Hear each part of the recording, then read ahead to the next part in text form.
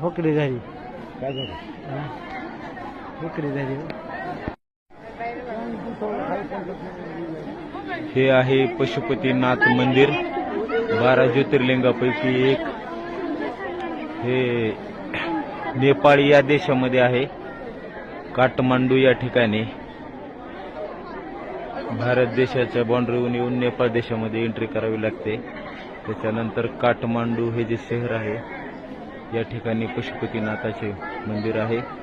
12 ज्योतिर्लिंगापैकी एक हे ज्योतिर्लिंग आहे.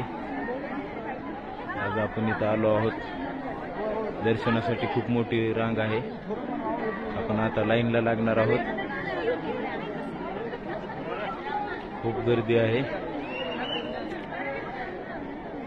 आतमध्ये मोबाईल अलाउड नाही, त्यामुळे मधले फोटो काही काढता येणार नाहीत. पशुपतीनाथ, काठमांडू, नेपाळ देश.